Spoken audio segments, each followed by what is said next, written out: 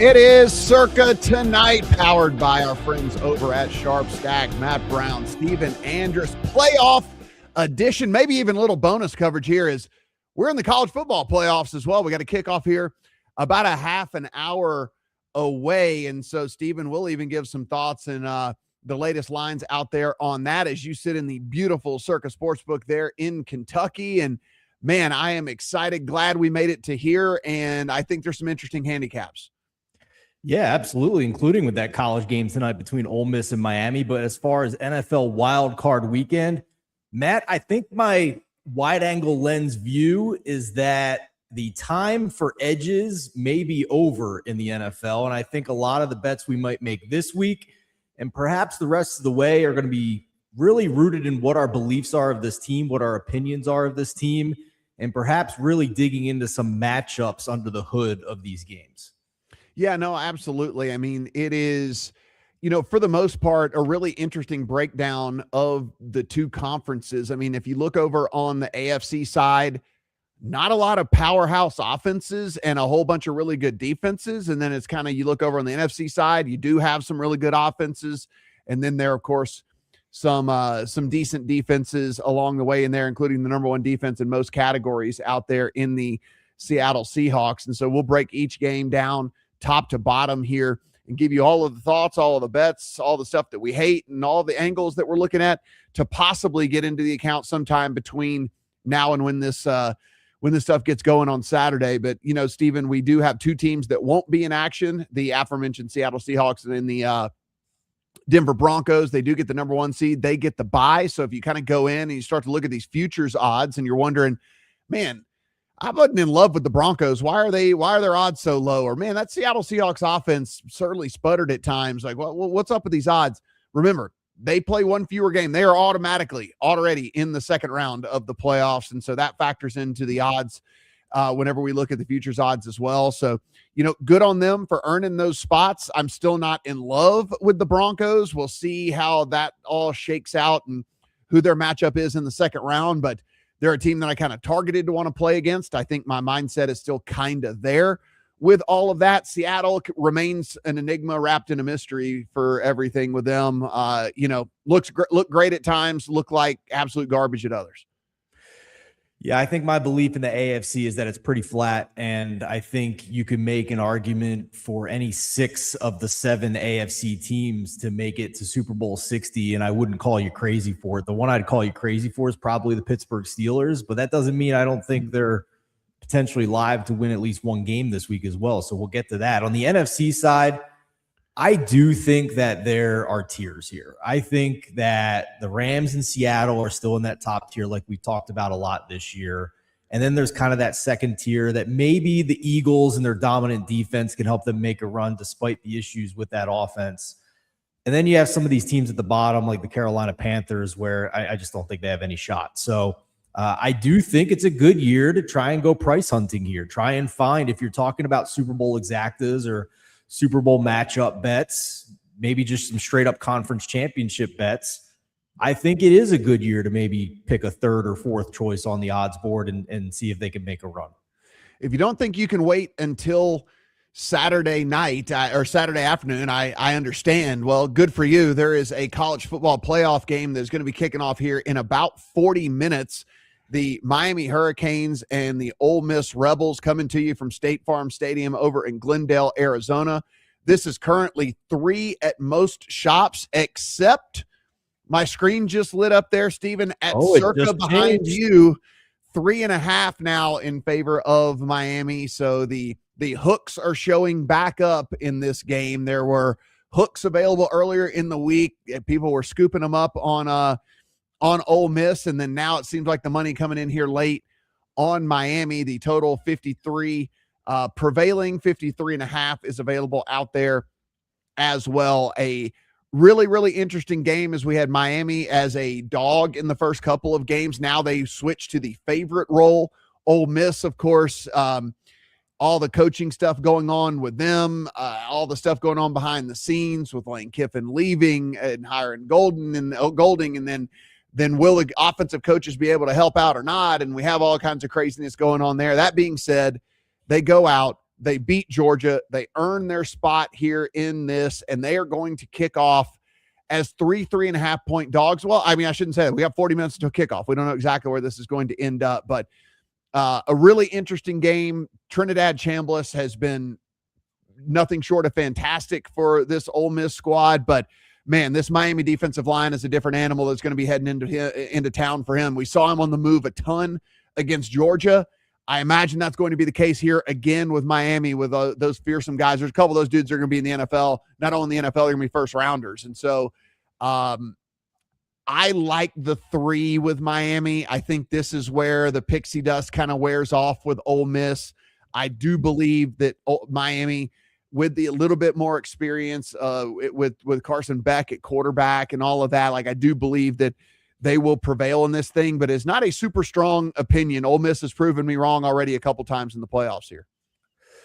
So I do have a bet in this game, but I want to preface it with I am not as in the weeds with college football as in with the NFL. I mean, Matt is the master of both, so I defer to him on that. I am happy to hear that I'm on the same side with you in this game, though. I also bet Miami. Now, for the recreational bettors out there, there's a lot of odds boosts and promos out there for big games like this, and I would encourage you to shop around for it because you can get Miami money line with some of these down to like minus 120, and then you're not worried about Miami having to win by more than a field goal in this game. So that's potentially one option. But I mean, if you're paying less juice for a minus 3.5 here, I think that's fine. To me, Matt, and again, I defer to you. You tell me if you agree. I think trenches in this game for Miami is a big deal, especially with that elite pass rusher that they have. And I don't know how much to quantify this coaching quirkiness with the staff at Ole Miss splitting time between there and LSU. But Miami already got an extra day to prepare based on when the schedule was for these two teams last round.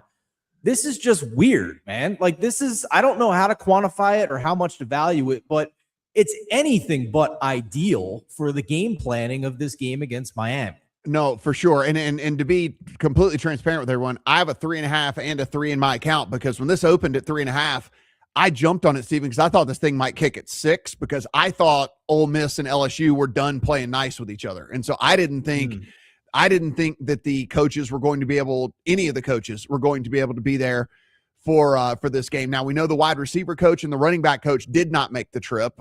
They did stay in Baton Rouge. Transfer portal is open right now. Lots of recruits coming in and all of that. And so they did not make the trip, but everyone else did. And including the play caller, Charlie Weiss Jr., right? Is that correct. Right? So that's why this line hasn't moved, from where we were at, because I think that with the disruption, had this been disrupted completely, then I don't know how you could have kept the line in the same place. But I was wrong. They figured out a way to continue working together through all of this, which, like you said, is definitely just weird to me, any way you look at it. But you're that still not spending all the week, though. The whole week is not devoted to game planning for this massive game, though. And that's got to be worth something to me. Yeah. And same with me. And so, again, there are 3s out there still, a little bit of juice on them. But I think that is the side there in that game. Again, we'll keep you updated as to where this moves. We have about 37 minutes until this thing kicks off. There is one more game tomorrow, Oregon and Indiana. This is Indiana as 3.5 point favorite at home over Oregon. 48.5 is the prevailing total there in that one. I mean, Steven, when I take a look at this game, Indiana just continues to prove me wrong week after week after week after week after week. I thought for sure that it was a cute story with Indiana, but it wasn't going to be a complete story. Well, that's just not the case. Even if they were to lose this game, shocking that we're talking about Indiana football being in the Final Four of the college football playoff. And so that would be the side for me. I don't have a bet in this game. Something has me hung up with Oregon through Dante Moore threw 2 picks in that first game against Indiana. That's not really his style. He actually really plays well under pressure and all that. And so I think that was a bit of an aberration. So that is stuck in my mind. And that's why I haven't really been able to pull the trigger here on Indiana, because I think maybe the regression monster comes back around here and maybe this shifts in favor of Oregon. But I think Indiana's the side, but like I said, I can't quite get there to put it in the account. Yeah, for me, it's a sit back and watch and maybe bet something live. See if one team is getting better protection or perhaps a pass rush versus the other team versus compared to the other. So if there's some kind of advantage in the trenches where one of these really highly touted quarterbacks, both might be top 5 picks in the draft. At this point, the odds say they both will be. But if one of them is having a lot more time to throw than the other, then that might be the live betting opportunity I'm looking for. Yeah, no, absolutely. And again, the first game, Miami and Mississippi, is going to kick off here in about 35 minutes. So if you're in and or around our partners out there at Talk 1041, 9:30 a.m. in Bowling Green, you can make that trip to Circa down there. You can watch the game, make you some bets. And of course, if you saw Steven, who are watching us on the video side of things, if you saw Steven pull up SharpStack right there, TNF Live is your promo code if you want to be a part of SharpStack. It is an awesome, awesome tool where you can compare lines, not only for the games, but you can also do it with props. You can make sure that you're getting the best numbers that are out there. And so pretty invaluable deal. TNF Live will get you 25% off when you do decide to subscribe, and it'll also get you the first week absolutely free so you can try things out. So go in, TNF Live over there at SharpStack. All right, Stephen Andress, over to the NFL, and this will get going on Saturday. And the Los Angeles Rams will travel over to Carolina. They will play the Panthers as 10.5 point favorites, 45.5 all the way to 46.5 available out there in the market from a total standpoint. So we know that the Rams did go over to Carolina earlier in the season and lose. I have absolutely zero confidence in Carolina being able to repeat that performance or the Rams allowing that to happen yet again. I think the market has kind of told us that's the case as well, as we have a double-digit favorite. It's the biggest road favorite in the wild card round, like in NFL history, is this LA Rams team. But I guess, Stephen, it really just comes down to the breakdown of, is 10.5 just too far? Have we gone too far? I don't think anybody thinks Carolina is going to outright upset the Rams here in the playoffs. That gets Devontae Adams back, leading the league in touchdown catches, and they were out without him for the last month, and so offense didn't look quite as polished as it had been. I guess the deal is Carolina's defense good enough to keep this within 10.5 points, or is Carolina's offense going to be able to do enough to keep this within 10.5 points? Well, I think there isn't a majority of opinion or a super majority of opinion on this side so far this week, because we've hovered around 10.5 the entire week. So I think we're basically at equal opinion here in terms of sharp action. Now, I completely agree with you with that first matchup. I mean, final score, Panthers 31, Rams 28. Yards per play, Rams 7.4, which is all-time good. Like, that's elite. And 5.8 for the Panthers in that game. It was turnover variance. Rams were -3 turnovers in a rainy second half, and it just kind of went off the rails in that second half after the Rams had a 21-17 lead in that game. So, like I said at the top of the show, we're at the point in the NFL schedule, and especially this year, where I don't think you're going to get any massive edges unless there's some unforeseen situation with weather and totals. I think that might be the one exception. With this one, Matt, in all these games, I'm going to talk about what I'm most confident in. What I'm most confident in is this Rams offense cooks, man.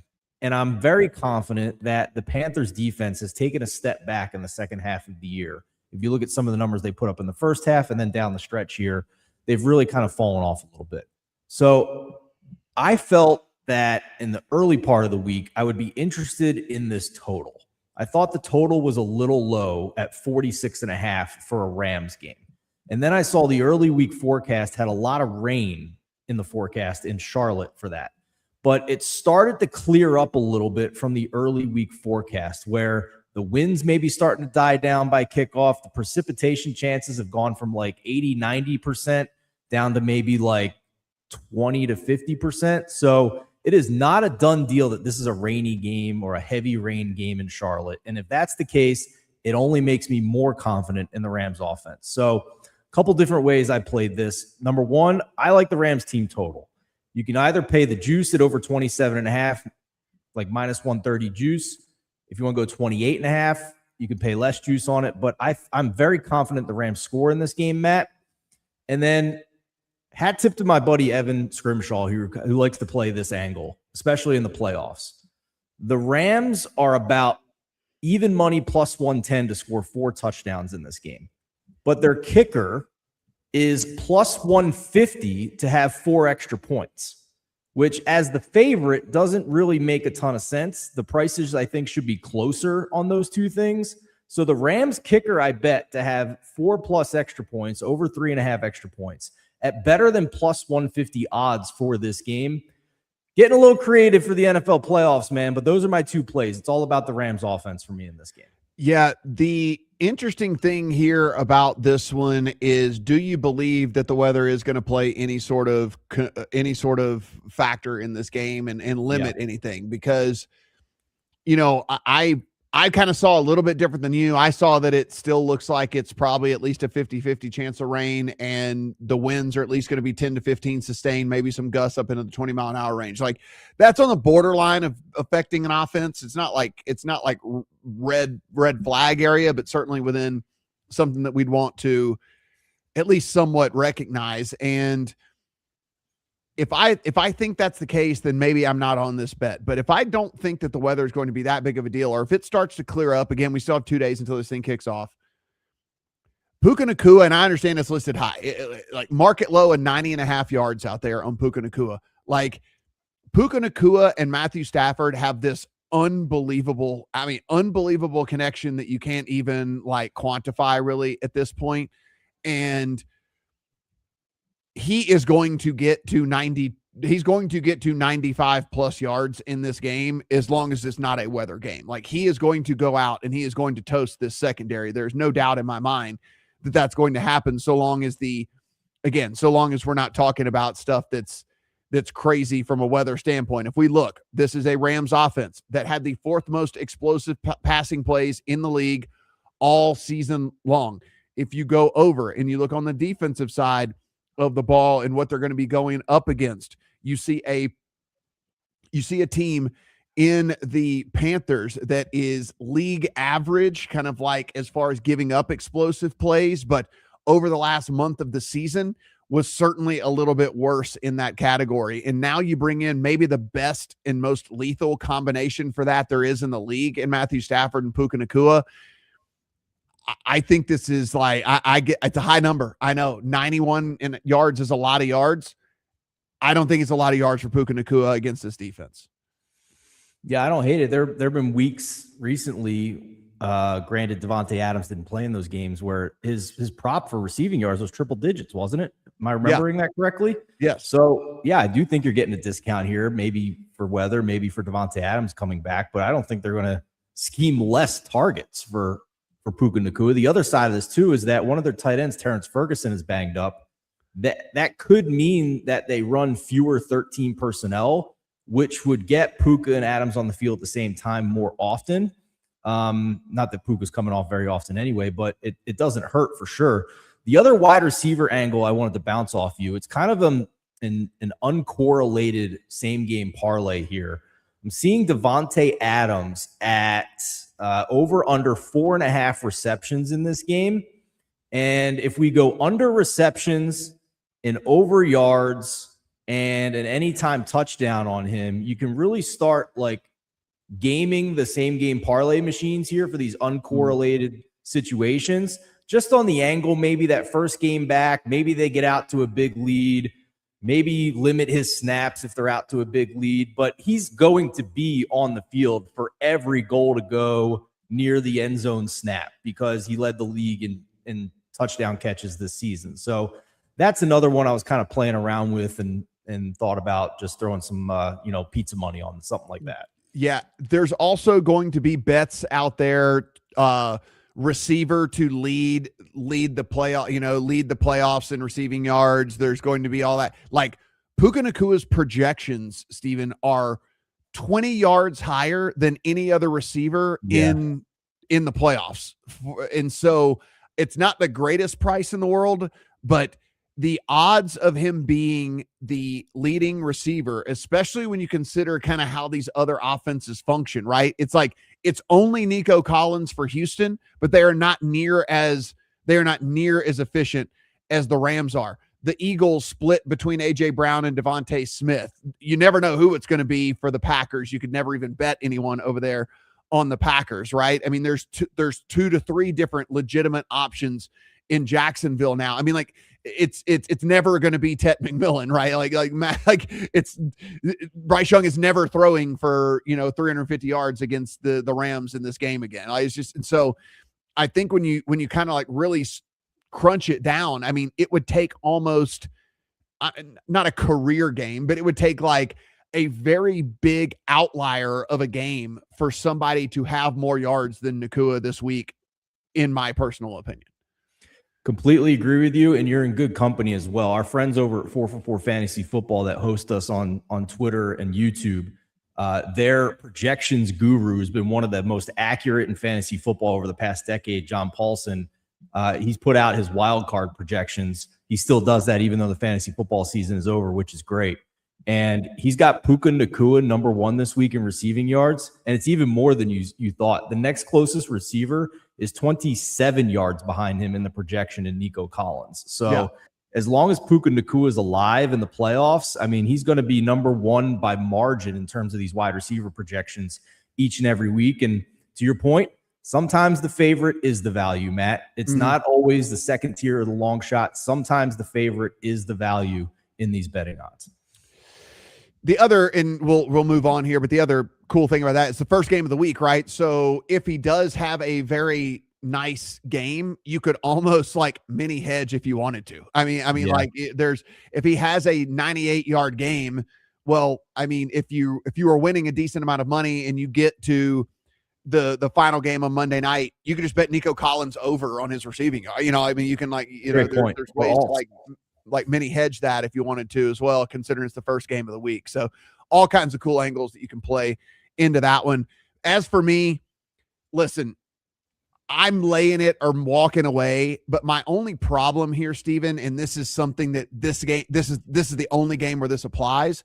It's almost like our week 18 handicap a little bit, which is the Rams have Super Bowl aspirations, and Sean McVay most likely is not going to leave Matthew Stafford and Puka Nacua and Devontae Adams and all of them. I mean, Devontae coming off injury, Matthew Stafford being 37, Puka Nacua has taken some big pops here over the last several weeks and all of that. Like, I don't believe that we're going to see the Rams for all 4 quarters, and that is the only thing that is keeping me from putting a -10 ticket in the account.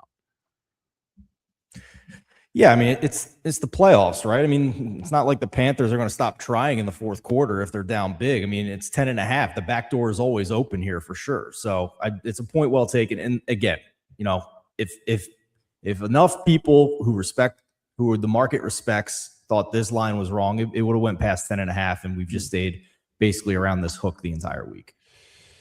If we go to Saturday night, it is the Green Bay Packers on the road at the Chicago Bears. And with this, we are looking at a flip favorite situation, nothing significant or anything. It's through the 0, but Bears opened up as a favorite. Now we sit with the Green Bay Packers as a short favorite, 1.5 out there in the market, 44.5, the prevailing total here in this one. Jordan Love will be back under center for Green Bay in this one. So you do at least have that going for you in this. And then on the Chicago side, it looks like it's going to come down to the wire for a couple of their players, at least specifically on the receiving side of things, Steven. So does that change the handicap for you? Not really. I think I wish there wasn't wind in this game, Matt, because this would have been the first bet I would have made. I saw the total when it opened, and I'm like, why is it that low? It just immediately stood out to me from all the sides and totals on the board this week. And then I checked the Chicago weather. I was like, oh, that's why. There's wind and it's going to be cold. These defenses are reeling, man. I mean, we've said it a lot this year, but this Chicago defense is almost entirely reliant on turnovers. Their metrics, the EPA metrics, aren't even that good when you include the turnovers. And then if you strip them out, because turnovers are supposed to be pretty high variance from week to week, they're a really bad defense if you strip out the turnovers. So I think if the Packers just don't turn the ball over in this game, they're probably going to win. If you think back to the last matchup that they played against each other, the Bears had a sun run in the fourth quarter to make that a game, including recovering an onside kick. So I think the Packers are the side. I agree with the favorite getting flipped in this game. I bet some Packers early here. I teased the Packers when it opened +1.5 to get them up to 7.5. That's gone now, but I still think if you're going to make a bet in this game, it's the Packers or pass for me. I certainly understand the issues with the defense, especially with Wyatt on the defensive line against a good Bears rushing attack and losing Micah Parsons. I don't know, man. I think the Packers defense isn't great, but I think the Bears defense is worse. And that's kind of where I landed on this game. Yeah, I see what you're saying. I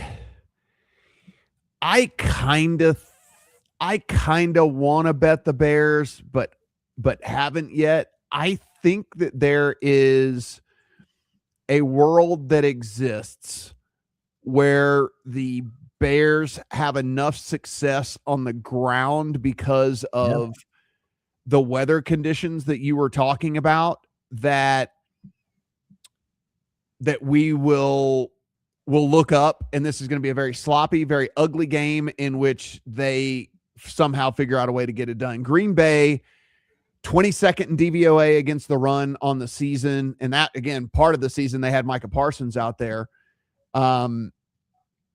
It's a Bears offense that since week 10 is actually 5th in the NFL in rush EPA. And like, if we get the sustained 20-mile-an-hour winds, if we get the 30-mile-an-hour gusts that really does affect pass games and kick games and whatnot and things like that, I mean, I think the Bears are better equipped with that offensive line and the two-headed monster at running back to just take advantage of what seems to be at least somewhat of a weakness, which is the run defense for the Packers, and just kind of grind it out into a grotesque, ugly, boring win. And so keep an eye on the weather.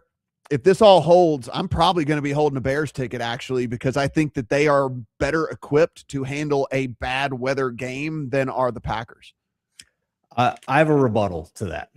Shoot. And I will preface it with, again, we're at the point where it's opinions and matchups, and it's perfectly reasonable for two people to disagree about NFL odds at this point in the season. But I'll just say the last matchup between these two teams, also at Soldier Field, that was the first game Micah Parsons was on IR, and they also were already without Wyatt in that game. So we already have a game between these two teams with the Packers missing those guys. Now, to your point, the Bears did run the ball fairly well in that game. They ran the ball for 5.8 yards per carry. A lot of that was Caleb Williams, which is a potential threat in this game as well. But DeAndre Swift ran for 4.5 yards per carry. Kyle Monangai ran for 5.6 yards per carry. But if you look at the team stats overall from that game, we have a Packers offense that went 0 for 5 in the red zone and still controlled that game, and the Bears needed a miracle at the end to get points on the board and get that game to overtime. So if the Packers find any more success in the red zone this time around, this should be a lot easier for them. I mean, that was a game where Josh Jacobs was banged up and not running the ball well. Emmanuel Wilson got 14 carries in that game. Malik Willis had to come into the game as well with Jordan Love banged up. So that's my rebuttal to that. I think we've seen a lot of this matchup already, and a lot had to go the Bears' way for them to pull out a miracle win at the end of that game.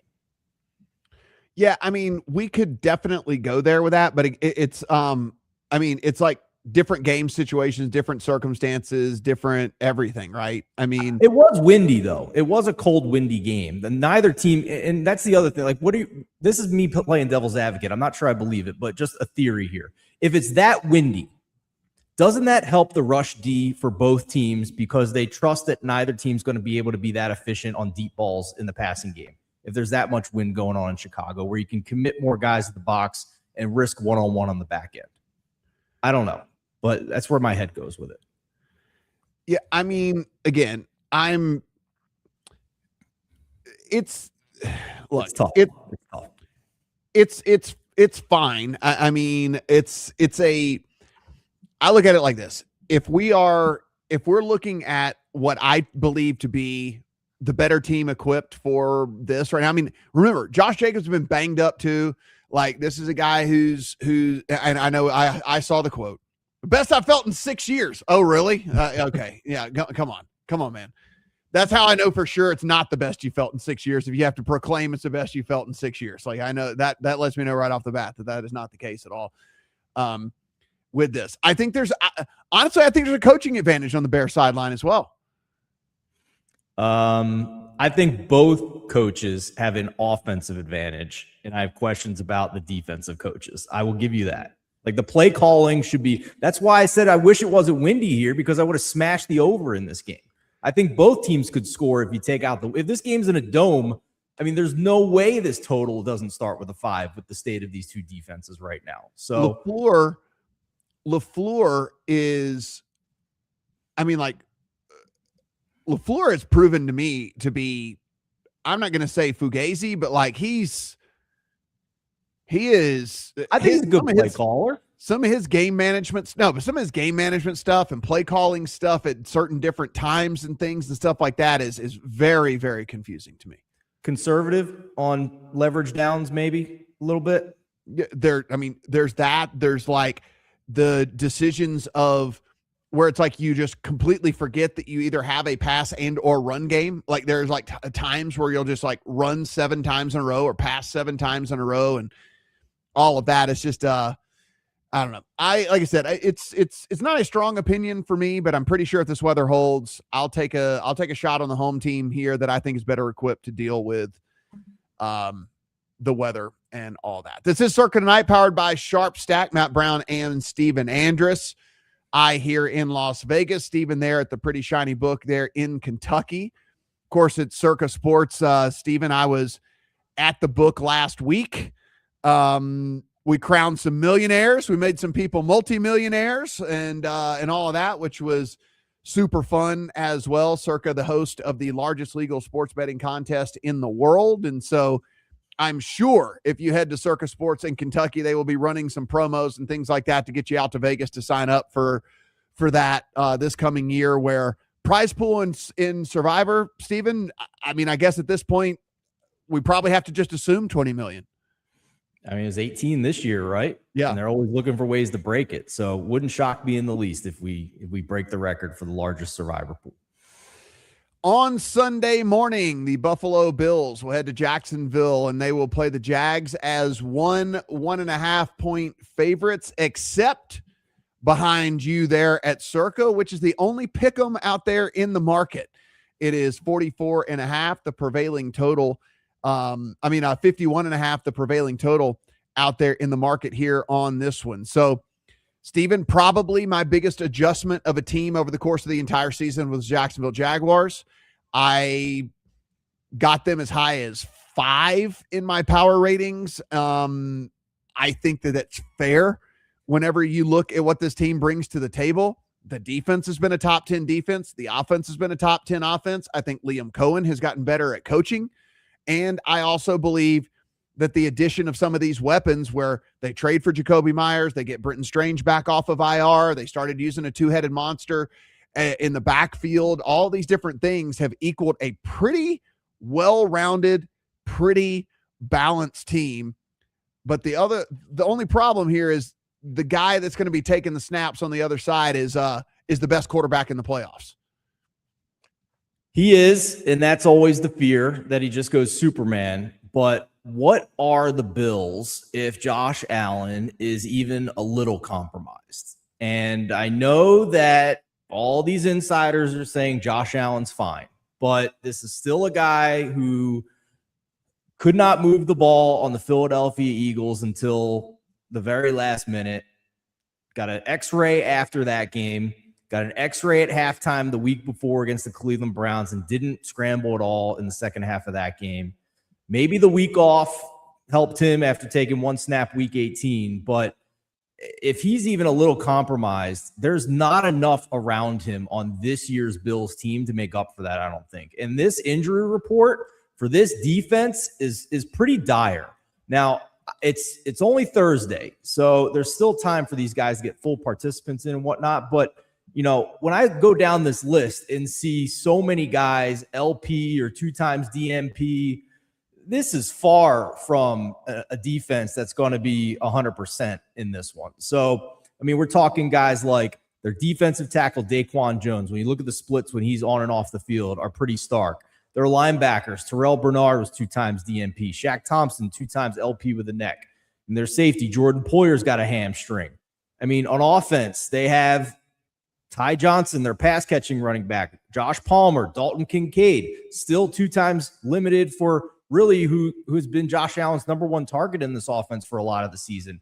And they might be down to their 3rd-string kicker, or at least a 2nd-string kicker, Matt Prater, who was banged up this week as well, against the kicker for Jacksonville, who can make a 70-yarder. So I'm not saying that's nothing. Usually we don't handicap kickers, but in a playoff game, in a pick'em game, that's got to be worth something. So, he is legitimately a weapon. He's legitimately a weapon. If the Cowboys kicker is a weapon, of course the Jaguars kicker is a weapon as well. So if we know that the Bills offense wants to run the ball, they want to be a run-heavy attack, as they should be, because they don't have any good receivers, right? Which, again, with the injury, the Jags don't have many injuries this week. The injuries they do have are at cornerback. I don't think it matters as much against these receivers for Buffalo. So if the Bills want to run the ball and be run heavy, this is a bad matchup for them. In the second half of the season, the Jacksonville defense is top 10 in the NFL in stopping the run. You look at rush EPA and rush success rate defense, they're 7th since week 9. So this is a very well-rounded roster. They have figured out how to work with Trevor Lawrence. If you actually watch these games, there's a lot of separation for these receivers, which tells me that Liam Cohen is in his bag.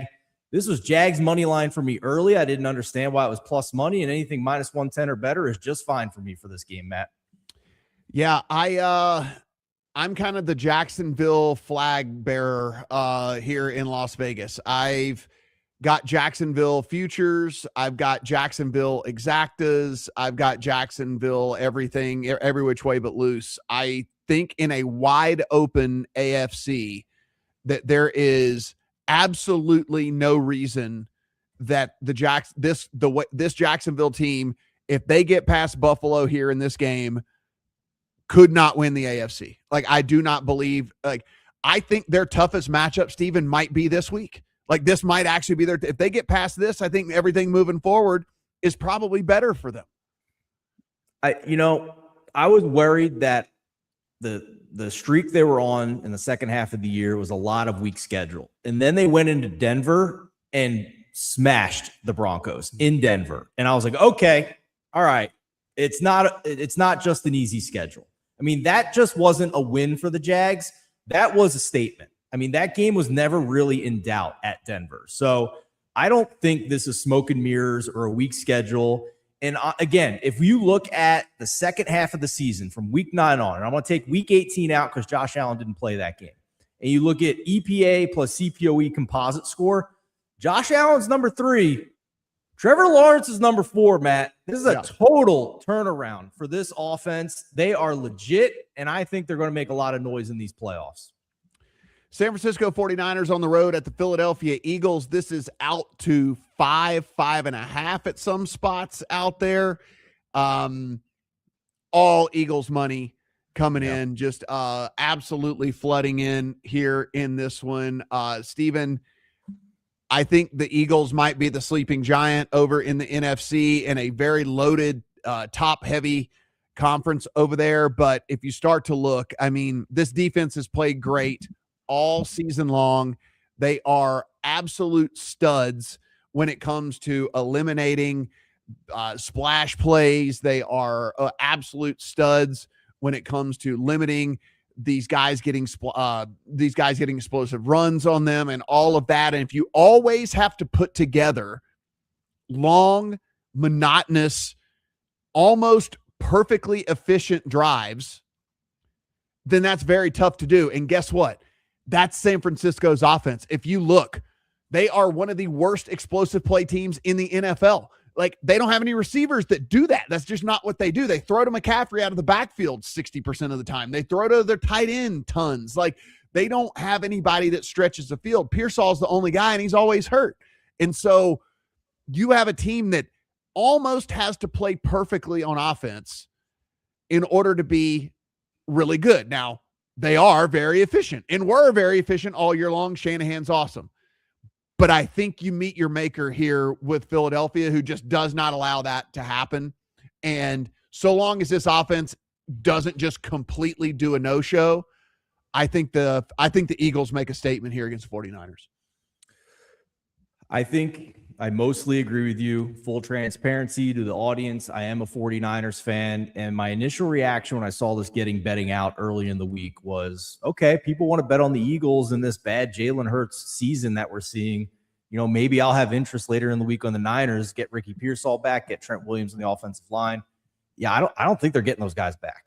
And on top of that, they had linebacker injuries as well. The guy that was playing well for Fred Warner after he was out for the year, one of the best defensive players in the league, Tatum Bethune, he's now probably out this week. So now they're down a third string at that really important position. It's just too much. The injuries are too much here for this matchup for the 49ers. I think you have 3 questionable units in this game and 1 known quantity. And I think that known quantity is the Eagles defense. If you look at when the Eagles had their bye week, that coincided with the trade deadline. So they made those acquisitions, and then they were able to immediately come up with a plan for how to incorporate them into the defense. So since that bye week and trade deadline, since week 10, this Eagles defense is top 3 overall by EPA and success rate, is one of the elite defenses in the league. They're also top 5 in drop back EPA and success rate. That same sample since week 10, the 49ers defense is dead last in rush D success rate. It's why one of the first bets I made in this game was actually a same game parlay.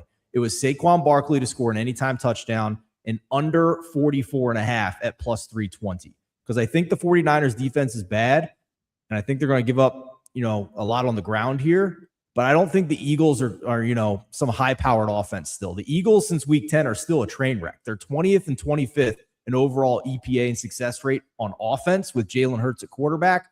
That's taking out the week 18 game where Hurts didn't play. 14th and 19th by drop back EPA and success rate. And on the ground, they haven't been able to get that going. Maybe Lane Johnson, if he's back this week, helps get the ground game going a little bit, but it's still 25th and 27th. I think this is schematical. I think this is game plan. I don't think there's any creativity in the offense. So if both offenses are below average in pace, and we just saw the high-powered 49ers offense get shut down when they stepped up in class against the Seattle defense just a week ago, all of this kind of points to an under for me, and the Eagles just trying to play ball control, run the ball, run clock, and get out of here. And I don't think the Eagles profile as an over team when we're over this kind of key-ish number in totals of 44. So under 44.5 is my favorite bet in this game. Yeah. My little bit of disagreement with there is I think there's 2 known entities in this, and that is the Eagles defense and the 49ers defense. And I think we know for sure the 49ers defense is trash.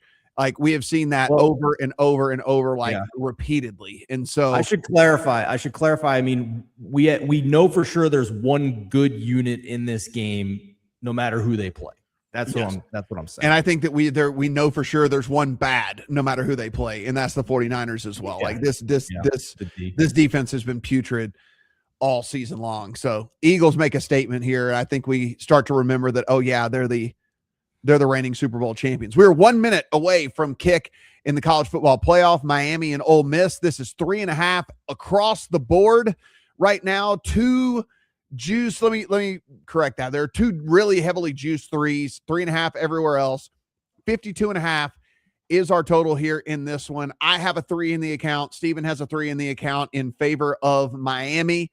We shall see if that really, really potent defensive line makes it tough on Ole Miss and Trinidad Chambliss here in this game. So how big you think these Circa TV screens are here? This one's about the same size as the one in Vegas, man. I mean, this thing's huge to watch a football game on. Yeah, there's some tens of millions of pixels or whatever. Every now and then they'll put it in a deal. Yeah, there's tens of millions of pixels and all that. It's absolutely crazy. So again, if you're in the area, head on down there and take in the game.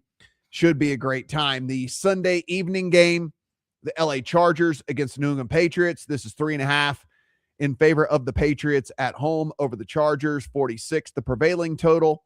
Out there are a couple 46.5. So, Stephen, the known quantity here in this one is Drake May for New England, who has played one of the better seasons we've seen from a second-year guy in quite some time. And you can point at the schedule all you want to, but you can only play the teams in front of you, and he went out and he did it nearly every single week of the 17-week season. And the other known quantity here is that this LA Chargers offensive line is absolutely atrocious.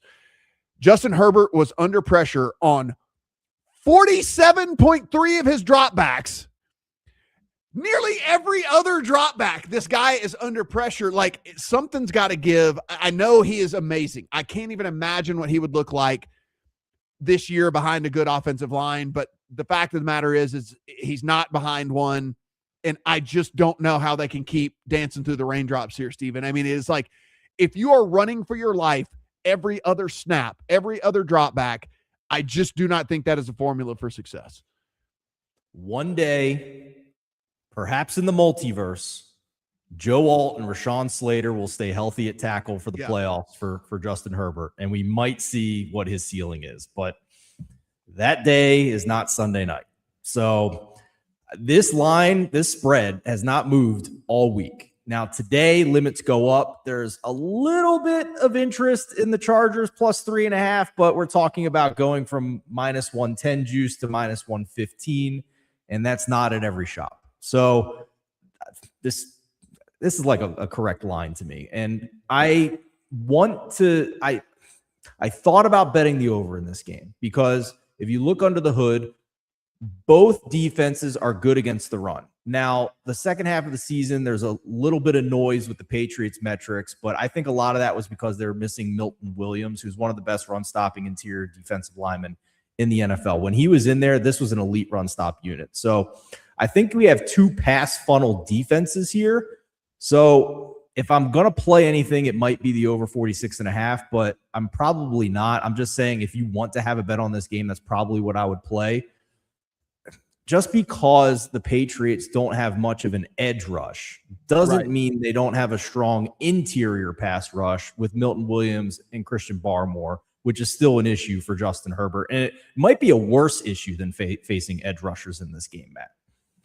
Yeah, I mean, it's one of those deals for me where you look and it's like, even if you don't have much of a rush, like what cures all apparently is this Chargers line. I mean, like this is over the course of a 17-game season that they gave up nearly a 50% pressure rate. I mean, like, so it was any and all comers.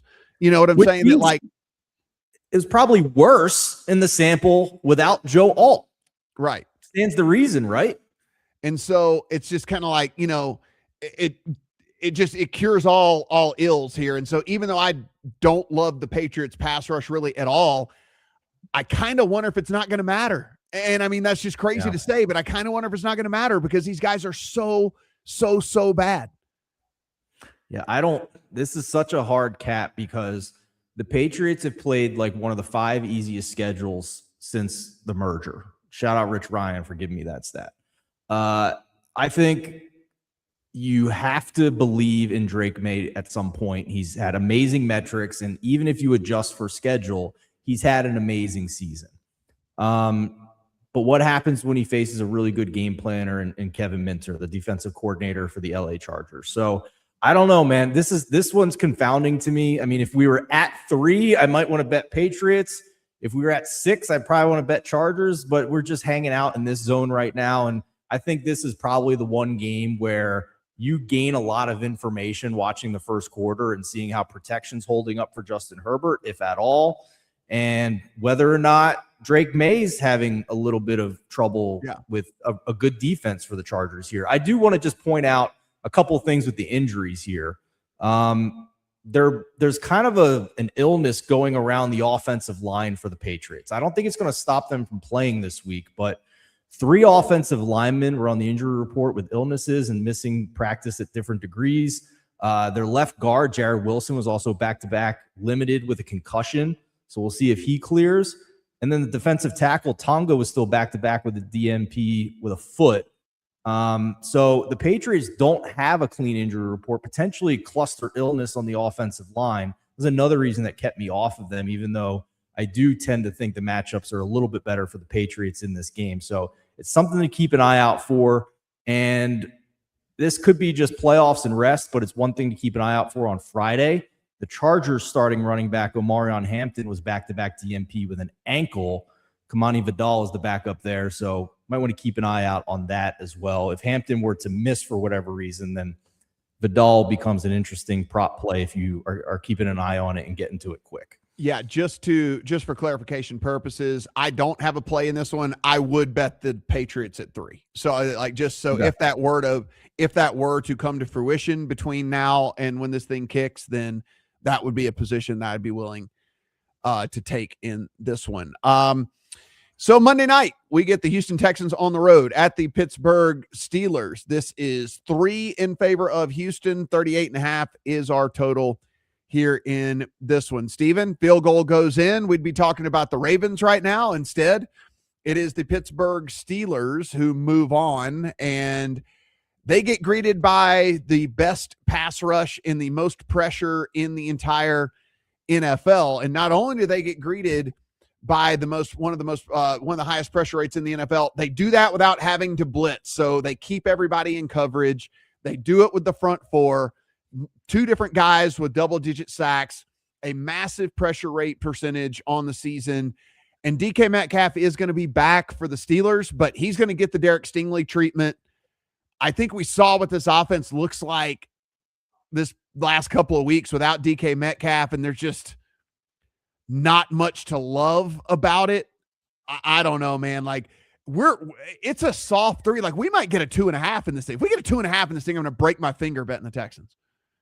I'm glad we're of one mind here, because this did open 2.5. It was minus 115 juice, but it did open 2.5 on Sunday night at one book. And yeah, I almost broke a finger because I do have Texans minus 2.5 in the account. I completely agree with you. Wait and see. It looks like there's some Pittsburgh money coming in. But that also gives you the luxury of waiting to see about this injury report for the Texans. Because this is a Monday night game, we only have the first day's injury report for this game, which is basically useless. But there are guys to keep an eye on for the Texans. And notably, there are 2 starting tackles. Trent Brown was a DNP on Thursday. Titus Howard was a DNP on Thursday as well. Take that back. One of them was a limited. but both of their tackles are banged up. You have to monitor that. And then on defense as well, Kamari Lassiter is a big deal. Go listen to Mina Kimes, go listen to some of the tape grinders out there. He is fantastic. And a lot of what the Texans are able to do are because they can trust their corners on the back end. He was DNP with an ankle on Thursday. I think he's going to play. He got interviewed today, and he said if last week was a playoff game, he would have played, which means he's got a whole other week to get ready for this game. So I think he's going to play, but it's at least something to keep an eye on at this juncture as we're doing this show. Pittsburgh, DK Metcalf back. They still don't have their tight end, Dwayne Washington. With him out, they went more 6 offensive lineman formations against Baltimore, which makes me curious if they do that again to try and hold off this pass rush for Houston. So I'm with you. 2.5 would be a buy for me, but I'd feel a heck of a lot better about it, Matt, if I knew those 2 starting tackles were playing against Alex Highsmith and against TJ Watt in this one.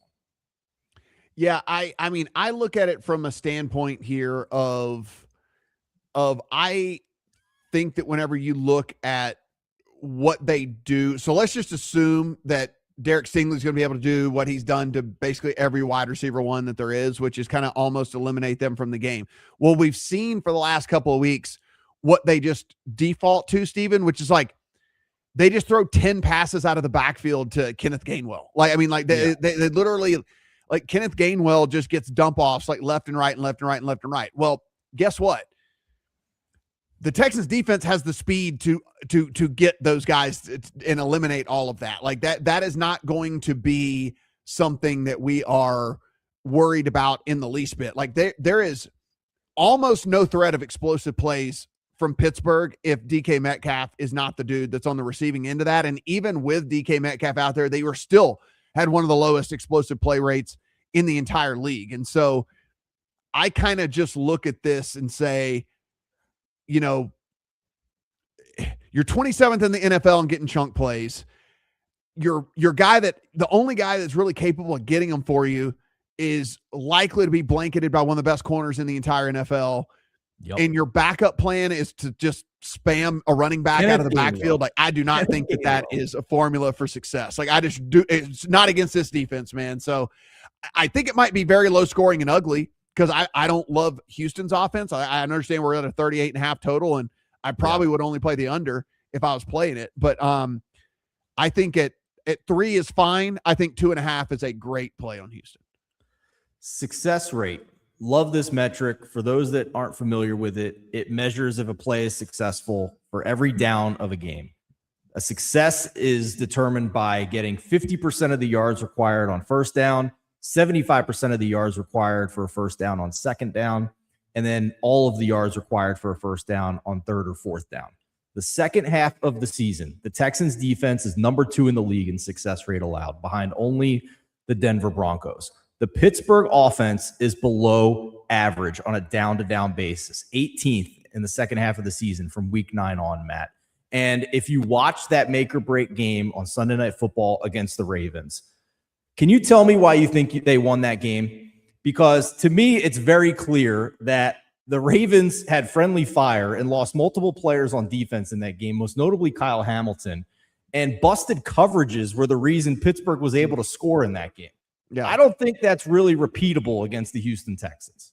No, it's like I said, I don't get the Pittsburgh love. I will never get the Pittsburgh love. I don't get it at all. It's a different animal that's coming to Pittsburgh to play them this week. And so I just, while I don't love the Houston offense, do not get me wrong, I don't love the Houston offense, but I do think that we are in a spot where this could be a really, really long day for Pittsburgh out there. I like the 3 on Houston, would love the 2.5. All right, Steven, we talked about some of these exactas that are available out there. Let me tell you, buddy, I've got me some Jacksonville exactas, and I've got me some Rams. I got Jacksonville. I got Jacksonville over the Rams, Rams over Jacksonville. I've got Jacksonville over the Eagles and the Eagles over Jacksonville. I think that I really like them to come out of the AFC so long as they get past this week. And Rams and Eagles are my team over in the NFC. I know before this week, I think you said you had some 16-1 Jags. I think you can still get a pretty decent number on them right now, like 14 or 15. I'm with you. I'm in the land of no sweat bets, Matt. So a lot of failed same game parlays this year go to Super Bowl exactas for me when they give you the bonus bets. Yeah. And I can tell you the 2 biggest positions I have for the remainder of the season involve the Jaguars, and it's against either Seattle or the Rams. So if I was coming in cold right now, I'd be right there with you. I like the fact that we're getting a little better price on the Rams because they are a wild card and didn't get the bye week. So that's where I'm at, man. I'm with you. We'll ride or die together this playoff season. Yeah, it is. It is fantastic. Again, remember, guys, this does kick off on Saturday. So 2 on Saturday, 3 on Sunday, 1 on Monday. So be sure if you're looking to get those bets in, don't get caught by surprise. These games do get going on Saturday. There are a couple of weather situations. Be sure and check out Carolina. Be sure and check out Chicago. Weather is weird. It changes rapidly. So we want to make sure that we are on top of all that whenever we put in our bets. Steven, I am super, super excited about these games. I cannot wait to see if we get surprised by any of these as we get going here and we meet together again next week. And hope everybody enjoys the college football playoff semifinals as well as we get ready to go off the air here. No score between Miami and Ole Miss. I believe Ole Miss punted on their first possession about 5 minutes into the first quarter. Thanks to our friends at 104.1, 9:30 a.m. in Bowling Green, and, of course, our friends over at SharpStack as well. TNF Live, if you want to take advantage of a free week and 25% off. For Steven, I am Matt. Good luck on all of your wild card weekend bets.